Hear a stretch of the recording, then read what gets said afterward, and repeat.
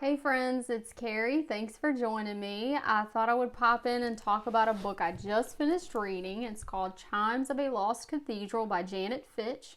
This is the second installment of the Revolution of Marina M. And this book picks up with Marina's saga right where we left off in book one. The time period that we're following is March 1919 through the fall of 1921. So this is the aftermath of the Bolshevik Revolution, and at this point Russia is embroiled in its own civil war between the Reds and the Whites. And we do see that tension culminate in the Kronstadt Revolt, which happens in the fall of 1921, and this is where a group of Baltic sailors actually stage a revolt against the Bolshevik regime. So, in the beginning of this book, Marina climbs aboard a train called the Red October, which is essentially a Bolshevik propaganda train traveling the Russian countryside. So, we do get to see a little bit more of the peasant perspective in this book, which I really enjoyed.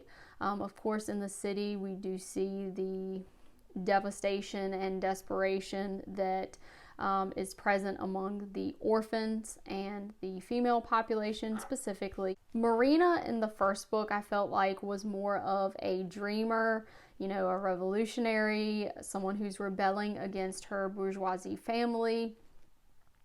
And this book is more about self-preservation and survival. Marina really has to struggle with her role in the revolution and how she is complicit in a lot of this suffering. And we do see the fallout from some of her personal choices and consequences impact those around her, and she has to deal with that as well. I don't want to tell you too much in case you read this book, but I will say that the underground gangster character from the first book, I think his name is pronounced Arcady, he will make a reappearance. We also see the continuation of Marina's love stories. And while Marina's love life is not necessarily the main part of the story, I do think that it is integral to the story, and I do think some people didn't like that part in the Revolution of Marina M, but I actually found it very well done. Even though Marina does have a tendency to have multiple, lovers throughout the book, I think that is a reflection of the time period, because we do see Marina use her sex appeal for mere survival.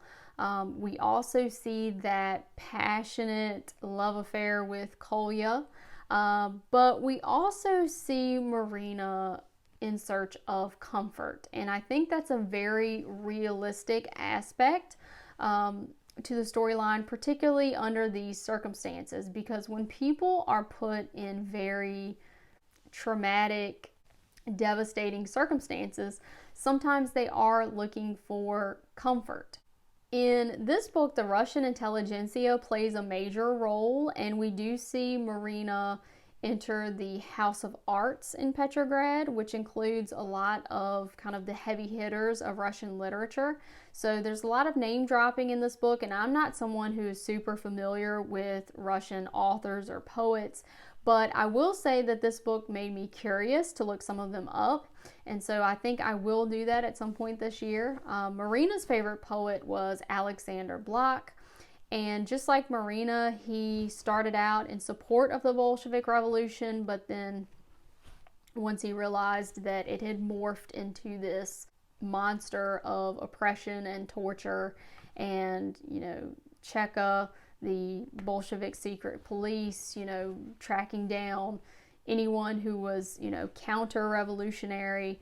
I think they saw the dark side of these ideas that they helped bring to life, and they changed their tune. So I think Blok was a great poet for Marina to idealize, and I really liked that addition to the book.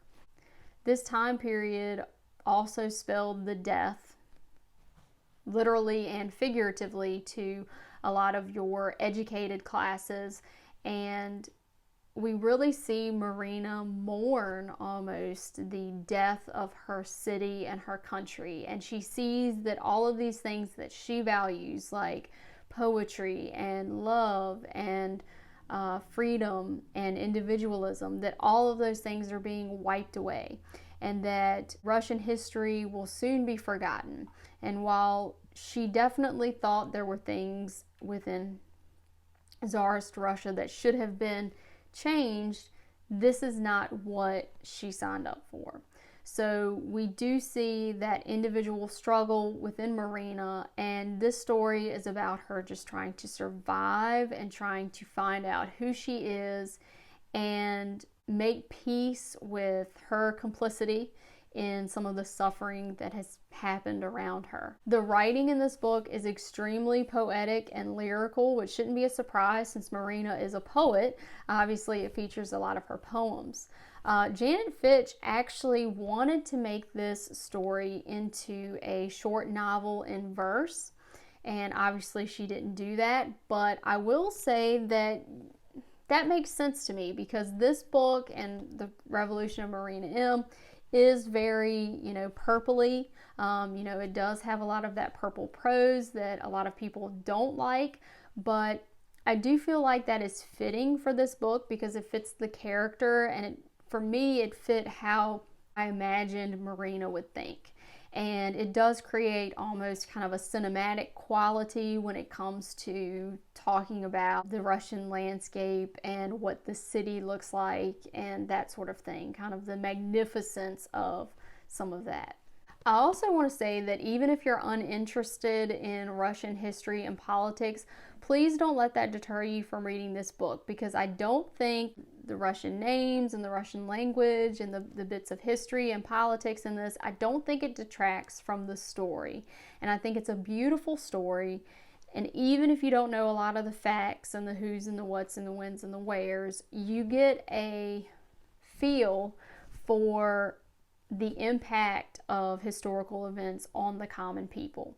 So I do have a couple of excerpts that I want to read that I think give you a feel for how these very complex and ever-changing historical situations could be seen on the ground.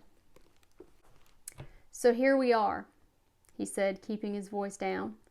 We have our Soviet, we have our revolution, we're our own masters, and what has changed? What has changed? It's still the same, meat or no meat, I said. And this conversation is about how everything has devolved to kind of the most base nature of humanity, that people are being treated as meat. They are interchangeable, and they're being kind of fed to this communist machine. And of course, Marina comes in at the end with the or no meat, because at this point, starvation is so prevalent and meat is scarce. If you could get meat, it was mostly horse meat.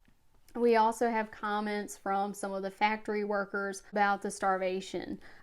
One such lady said, "It wasn't this bad under the emperor. We've never starved like this before. The Bolsheviks just want us to go off and die so they don't have to feed us." Her comment weighed on me. Not this bad under the emperor. All that had happened, all our hopes, our hard work had brought us to this. A starving worker wishing for the return of the Tsar.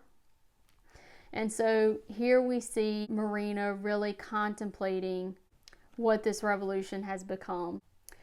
We do see some of the behind the scenes manipulation that the government uses to create these enemies just around the corner and make excuses for why things are in such desperate circumstances, and how it's never their fault. It's always a, Menshevik or white conspiracy. And in this last excerpt, I think it kind of clearly shows what is happening and explains it in terms that anyone can understand, even if you don't understand that particular political situation. I think this is applicable to lots of different points in history. It was crazy, unthinkable. Red troops coming to put down a workers' protest. I would not have believed it had I not seen it with my own eyes. We could hear them faintly through the snow, their commissars haranguing them. Get a good look, she said. This isn't about communism or the good of the people. This is a state protecting itself against the people. as it always does. Power protects itself. And that just pretty much says it all. So I would definitely recommend this book if you are someone who likes historical fiction. And even if you're not particularly interested in Russian history specifically or Russian literature, you know, I wasn't super familiar with it. And it made me more curious. So if you've read this book and you have any thoughts, please shoot me a comment below. If you have any recommendations for other books that are about Russian history, or if you have some Russian writers that you would recommend, please let me know. And I hope everyone is having a great reading week, and I will see you in the next video.